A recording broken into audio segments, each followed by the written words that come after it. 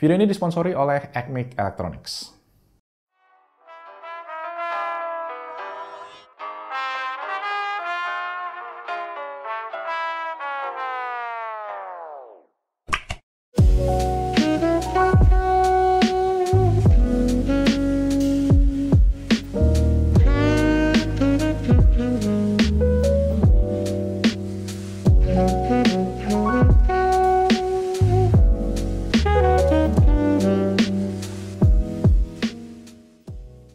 Yo, what's up guys, and welcome back to Best Inno Tech YouTube channel. Sama gue Malvin, dan di video hari ini guys, kita akan ngomongin the Apple Big Boy of the Year, iPhone 12 Pro Max, yang paling gede. Gue udah pakai smartphone ini selama kurang lebih 2 minggu terakhir guys, jadi gue kurang lebih udah dapet lah gambaran gue yang jelas mengenai kayak smartphone ini, feeling gue gimana, dan sebagainya. Makanya di hari ini gue akan share videonya, plus gue juga sedikit cerita tahun lalu itu kan gue video reviewnya itu adalah iPhone 11 Pro Max. Dan gue share cukup detail tentang smartphone itu, dan I have to be honest guys, smartphone ini sebenarnya pun juga 11-12. Tapi yang di generasi ke-12 ini udah ada cukup banyak penyempurnaan, so kita akan bahas lengkap di video ini. Langsung aja tanpa basa-basi lagi, kita mulai videonya. Let's go!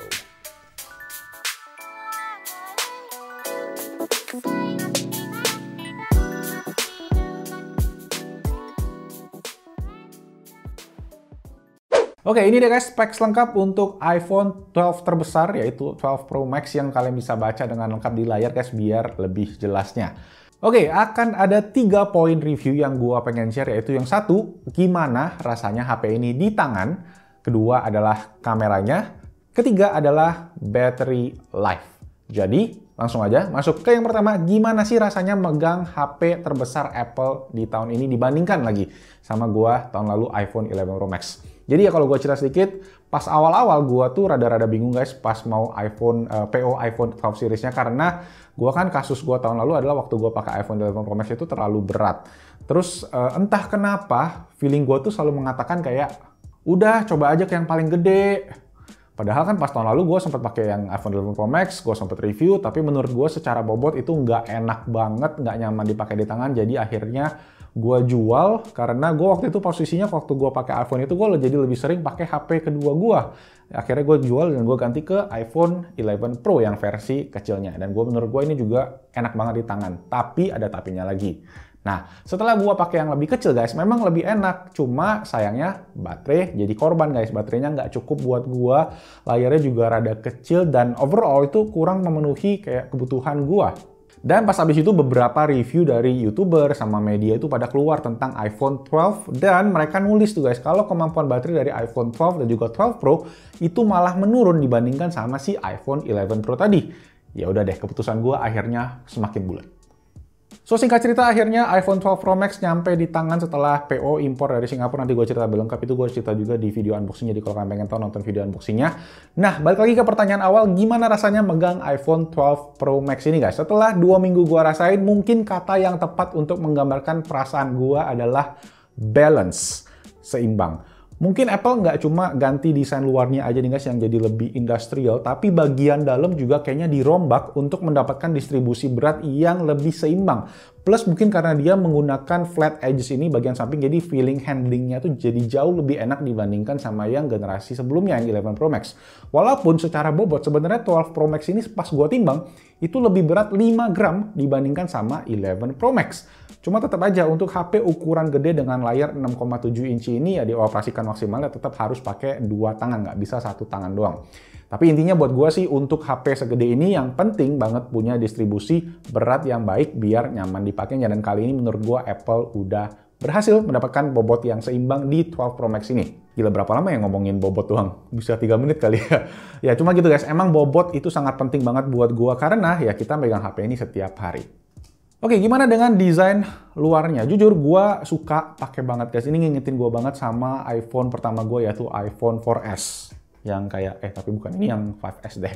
Tapi ya tetap aja, kayak sebelumnya gue itu nggak suka dengan permukaan stainless samping yang glossy ini, dimana ya gampang banget nempel fingerprint. Dan ketika nggak dipakein case, kerasa emang kalau tombol-tombolnya ini tuh sedikit agak tajam di kulit guys. Makanya gue akhirnya selalu pakein HP ini dengan case aja. Tapi ya oke sih, kalau dipakein case juga nggak kerasa bulky. Oke, kita masuk ke poin kita yang kedua, yaitu kameranya. First of all, di iPhone 12 Pro Max ini guys ada beberapa fitur eksklusif yang nggak dimiliki oleh iPhone 12 series lainnya, yaitu pertama, sensor kamera utamanya ini 47% lebih gede ukurannya. Selain itu juga ukuran lensa optical zoom-nya itu 2.5 times di lensa telenya, dan juga sistem stabilisasi kameranya ini udah dipakai yang baru dari Apple, yaitu namanya sensor shift. Nah, perbandingannya gimana guys? Jujur, gue belum megang iPhone 12 series yang lain, jadi gue belum bisa compare. Tapi gue coba compare dengan iPhone gue yang sebelumnya, yaitu iPhone 11 Pro. Dan bisa gue bilang sih cukup kerasa perbedaannya. Lensa utamanya pas gue tes gitu untuk foto malam tanpa pakai night mode, itu dia bisa nangkep cahaya lebih banyak di kondisi low light. Ini gue pakai contohnya, kalian bisa lihat di foto-foto aja. Kemudian untuk lensa ultra wide-nya juga guys, sekarang itu udah bisa night mode. Dan hasil jepretan kamera selfie-nya juga bisa dibilang sedikit lah lebih tajam dibandingkan sama generasi sebelumnya. Tapi ada satu hal yang lumayan mengganggu, yaitu ketika kita foto atau video menghadap lampu gitu guys, pas agak malam itu akan banyak glare berbentuk kayak bintik-bintik lampu atau berbentuk lampunya yang bisa bilang cukup mengganggu hasil foto dan juga videonya. Dan untuk hasil video, yang baru di sini adalah ada HDR mode, di mana HDR mode itu bisa ngerekam video hingga 10 bit dan juga formatnya Dolby Vision. Mungkin buat teman-teman yang nggak tahu, itu agak ribet sih dijelasinnya, tapi kalian bisa Google aja. Nah, biasanya tuh fitur-fitur ini tuh cuma ada di kamera-kamera sinematik yang harganya tuh mahal banget guys. Jadi dengan fitur itu udah ada di iPhone, itu bener-bener gila banget, dan kalian bisa dapetin kayak video dengan dynamic range yang jauh lebih baik, dan pas kalian puter di iPhone-nya itu kalian bisa lihat smartphone-nya itu kayak langsung terang banget layarnya guys.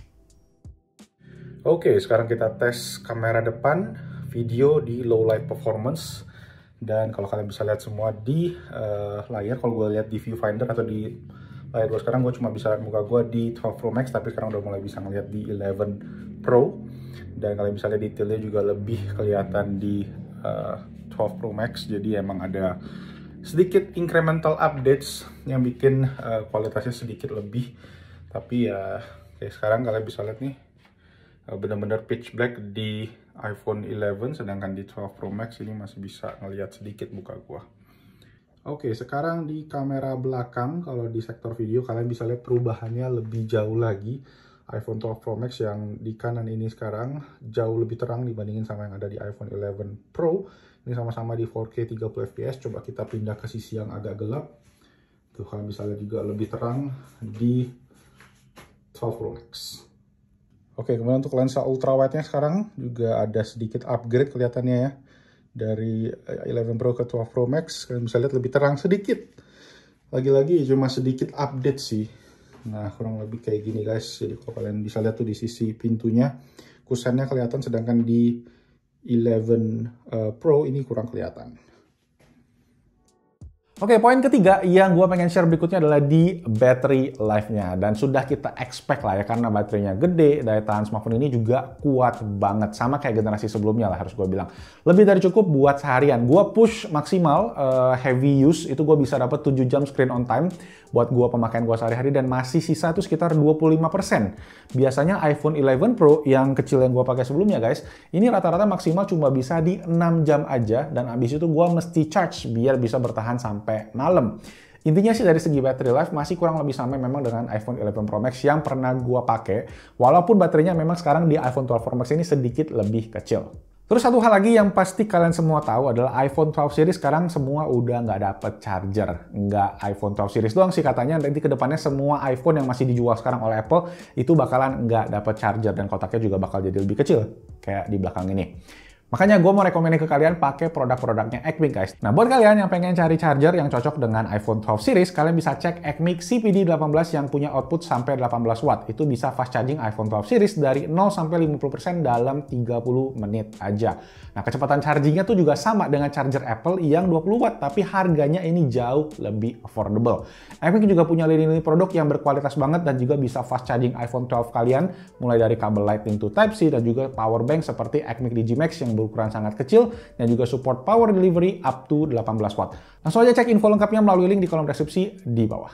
Oke, sekarang gue pengen ngomong beberapa hal yang agak gue sayangkan nggak ada di HP ini. Pertama, dari segi refresh rate layarnya.